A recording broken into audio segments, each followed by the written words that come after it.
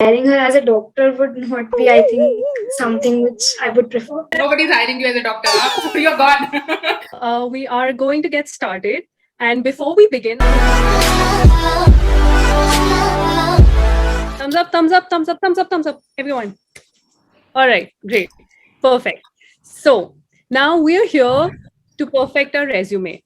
All right. Okay, so you guys said you will not hire me as your doctor based on the introduction and after seeing my face. So how about now?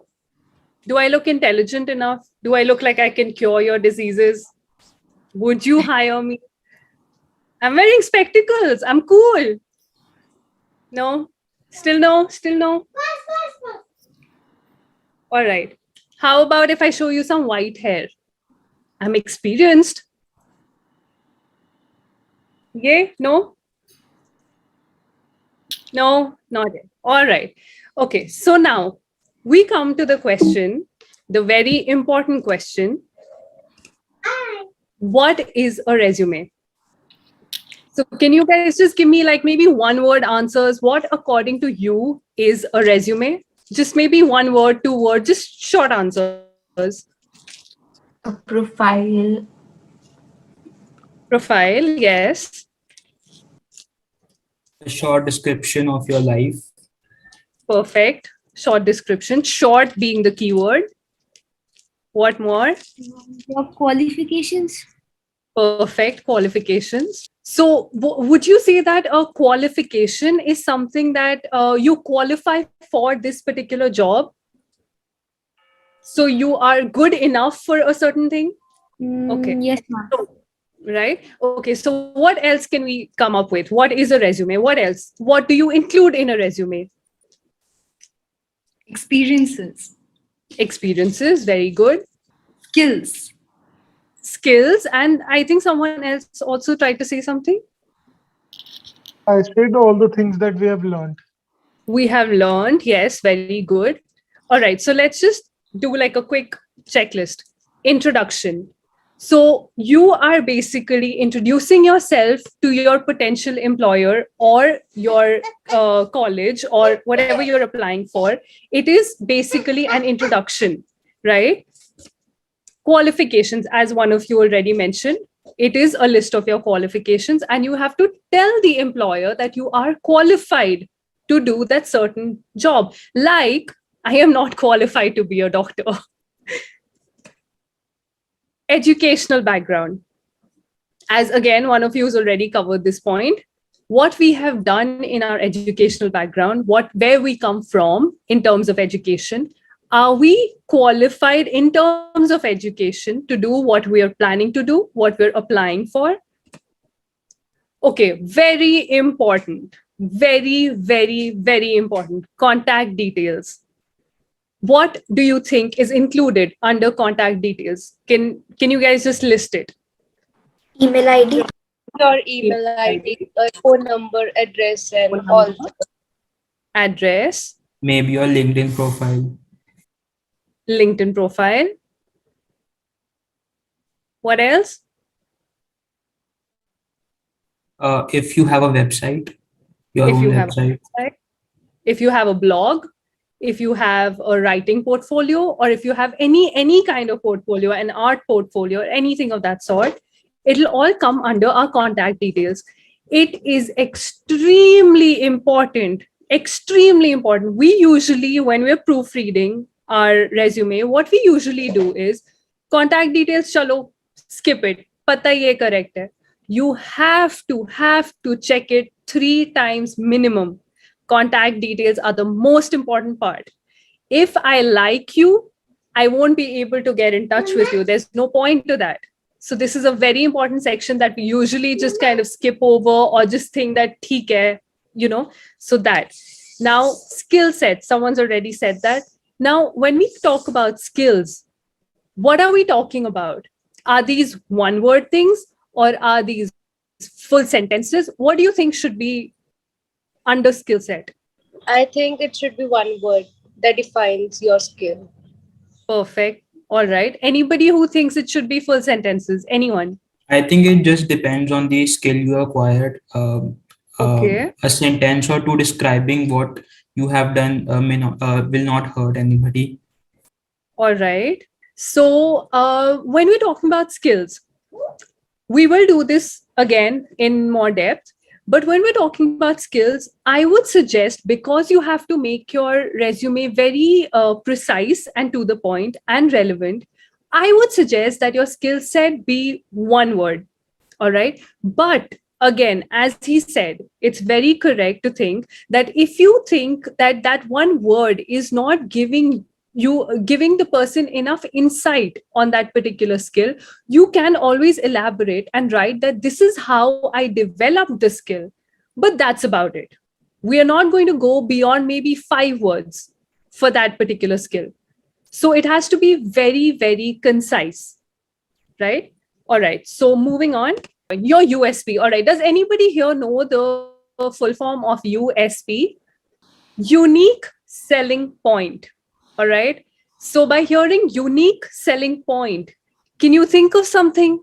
Can you think of what it could mean? Unique selling point?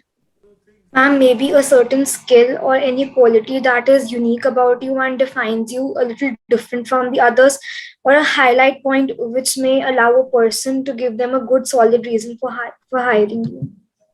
Perfect. That's a very, very good definition. So why do you think a USP is so important in your resume? Well, the employers will receive hundreds of resumes when they're looking for jobs, but when someone has this USP in their resume, they might just stand out, and the employer might remember them uniquely enough to hire them among all the herd. Right. Give you a clap for him, please. That was a really, really good answer. Okay, so that's exactly why we need a USP. Imagine being in the employer's or in the HR person's shoes for 1 minute. Let's just all close our eyes. Let's imagine that we're being buried with paperwork. सारा दिन हमें सिर्फ resumes पढ़ने को मिल रहे हैं और लोग हमें, मेरे जैसे लोग आके कह रहे हैं प्लीज मुझे डॉक्टर की तरह ले लो, प्लीज कर लो, मैं सीख जाऊंगी जॉब पे, प्लीज मुझे डॉक्टर बना दो. Okay, imagine that. Imagine you being in that thing and you're like, oh God, this woman is not good enough to be a doctor. She doesn't get it. Okay, so imagine being in that kind of mental zone, and then you come across a resume and this person has an amazing USP, and this USP is extremely important. और इसको assess करने के लिए we need to take some time. We need to sit with ourselves क्योंकि हमसे ज्यादा हमें और कोई नहीं जानता. So we need to sit with ourselves and we need to think कि ऐसा क्या है जो मेरे अंदर है और वो किसी और में इतना अमेजिंग नहीं है. What is it that I excel at and that will definitely get me this job or definitely get me this course? So that is very important. So that's your USP. And we are definitely going to do this. All right. We're definitely going to mention this, and not just once. We will mention this 3 or 4 times in different sections because that is your selling point. That is how you're going to sell yourself. All right. Now, first impression. Of course, first impression है. आपने भी मेरे बारे में कुछ first impression form किया. आपको पता है मैं डॉक्टर नहीं बन सकती. So that much you can understand from just a short introduction of a person, right? All right, next. Certifications, as somebody's already covered. Now, what is the difference between qualification and certification? Can anyone tell me qualification and certification? Ma'am, maybe qualification is something that makes you eligible to perform a certain job, but certification is something that you are actually specialized and really good at it. Okay, that's a good answer. Anybody else? Anybody else wants to try? Qualification and certification. You're not wrong. You're right on point. There's just one little technicality to this.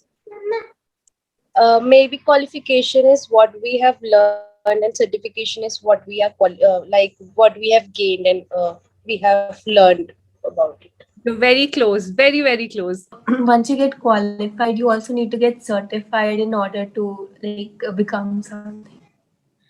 Right. So that is the exact answer. All right. So let's clap. Good answer.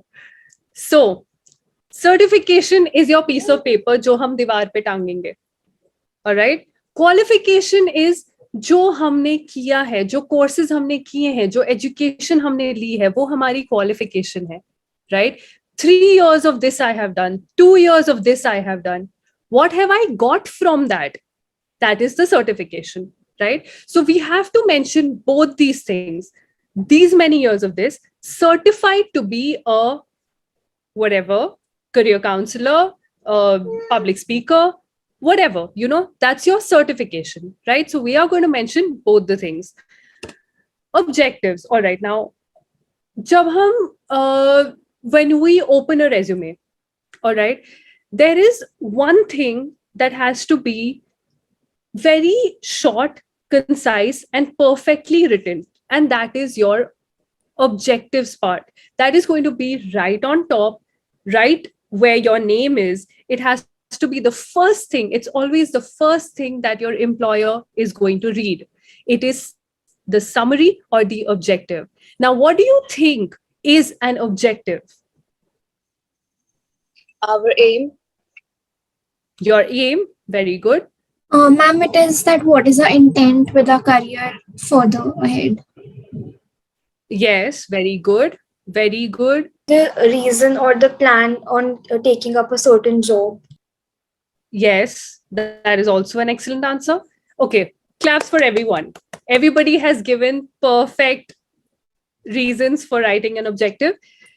Basically, in layman terms, objective is karna kya chahte ho? Kyun karna chahte ho? Okay, so these are the two questions you have to keep in mind when you're writing the objectives part. It has to be short, simple, precise, and relevant. These are the 4 most important things to write an objective. I think I'm going to do an amazing job in this post or in this course. And this is how it is going to help your company and me. Okay, so it has to be both ways. You scratch my back, I scratch yours. That's the saying, right? So that is what your objectives part is all about. All right, next. So formal application. Of course, you're applying for something. It is a formal way of applying for that thing. So a resume is also a formal application. And your interests, of course, very important again. What kind, how many interests do you think you should write on a resume? How many do you think you should list? 3 to 4. 2 to 3. I think 4 to 5. Okay, so what if I have like 12 interests that go with the career choice? Should I write all 12? No, we will write only those which are relevant with our job or something which What if looks all 12 are impressive. All 12 are relevant. Ma'am, then we should shortlist the one which are unique, like that include in your USP.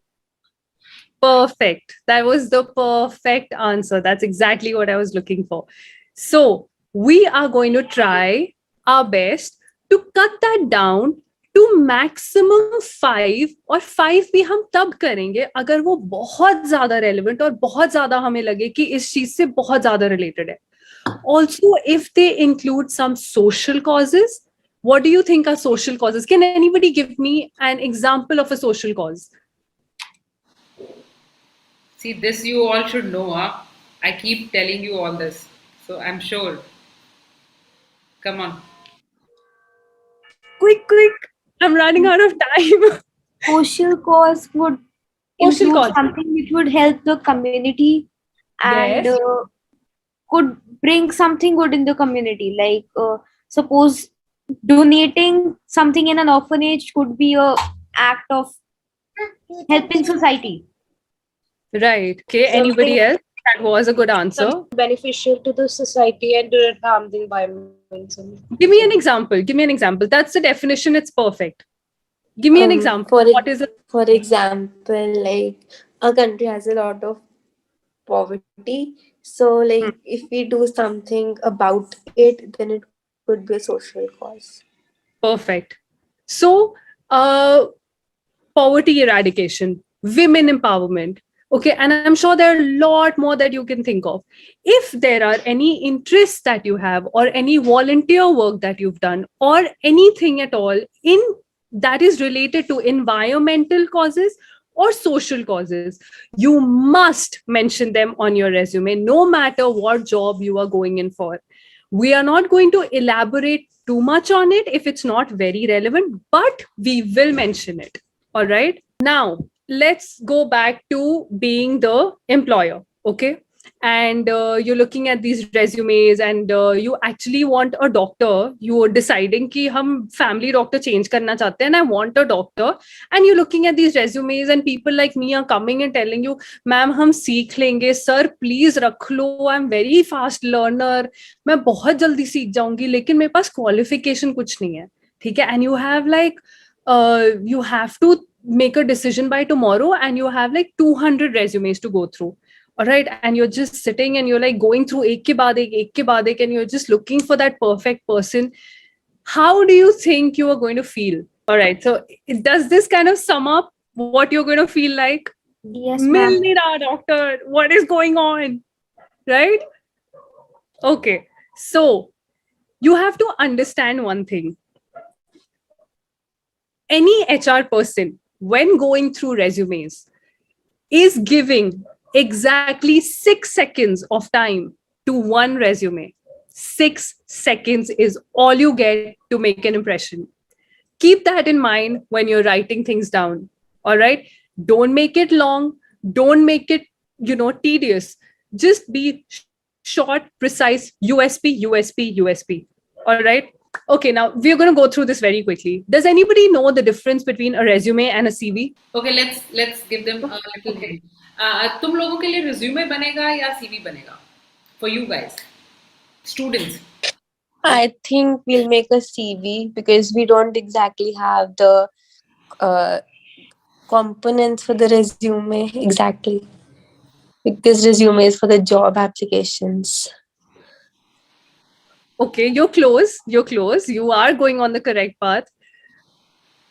We will make the CV because we still didn't have that qualification certification for the resume that we have to mention in that. Anybody else wants to give it a try? I think resume is all about work experience, and a CV is about the longer academic diary that would include, experiences, certifications, and publications, etc. Yes, very, very, very, very close. Okay, so there is just one main difference in a CV and a resume. A resume is very, very precise, short, relevant, and it is only and only made to cater to the particular job that we are applying for. Full stop right there. Uske alawa, other than the job that we're applying for, other than those particular qualifications, हम अपनी कोई राम कथा नहीं सुनाएंगे अपने resume में. CV, what is a CV? It's a curriculum vitae. When we say curriculum vitae, what does it mean? It means course of life. As the term explains, that this is a more long, more elaborate, more about what you have done in the course of your life.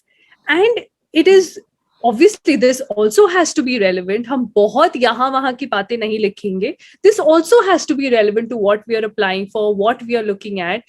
But this will be a little more elaborate. A resume cannot be more than one page unless you have a world load of experience that you have to mention in it. We are not going to cross one page with a resume. A CV can sometimes go up to 2 or even 3 pages if you think the information that you're giving is again relevant, but you need to be more elaborate in a CV. So very quickly, short, precise, relevant, longer, more detailed, including activities. Also the activities, volunteer work, जो कुछ भी आपने किया हो, चाहे वो college time पे, school level पे, जो कुछ भी है, we are going to mention everything on our CV, everything. But हम बैठ के राम कथा नहीं लिखेंगे. We're not going to write 5-6 lines on that. We're going to make it short and precise. We are going to mention everything. There'll be more points, but less information on those points. All right. We will come to that again. Again, somebody already covered this point. Resume is usually used for job applications. CV is mostly used in academia, right? max 1 page long. This could go up to 3 pages. All right. So these are the main differences between the two concepts. All right. So I hope everybody's clear with this. Can we move on? And one point I would add here is that generally resumes are made by, if you're fresher or if you're new to the whole job world, or you're new to the whole concept.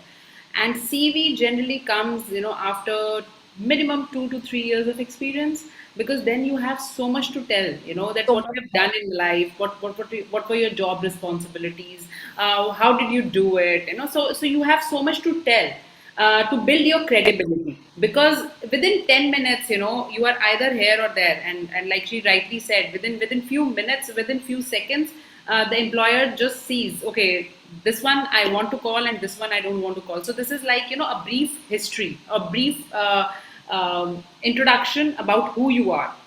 So yes, CV comes with little bit of experience. For you guys, you will have to stick to resume for another few years. Over to you, Swati. So can anyone tell me what is the difference? What is the main difference between a traditional resume and a modern resume? Anyone? She's already given you a hint, guys. Well, as you said, the structures of the traditional and modern resumes are different. So when an employer sees a modern resume, it might appeal to him more due to its structure. The information that is provided might be more clear and easy to understand. Tradition might be really plain, like on a piece of paper, but in modern it can be digitalized. We can add up our certification along and photos of doing these things. It makes more impressive, like as a proof also that we have done this. Okay. So you both have actually covered all the points I had to say. So here, let's take a look at the traditional one. Okay. So now again, go back to that state of mind, pulling a hair out wala state of mind of the employers, and imagine going through that. Imagine having to go through that. You're like, hi rabba, itne lambe sentence, itna black and white, तो बहुत boring लग रहा है यार, right? And then looking at that, would it be more interesting for you to look at that? Yeah. Yes, ma'am. Okay. So what we are going to do is we are going to look for some nice templates, which I will share the links to at the end. We're going to look at those templates and we're going to see there are a lot of designs available online, and I'm sure आपने देखे भी होंगे काफी. Students who come first, third, and seventh, who log in at first, third, and seventh number, Swati ma'am will be giving 5 to 10 minutes consultation free of cost at Persona Discover. So let's rejoin and see who are the winners. Come on, let's go. See you guys.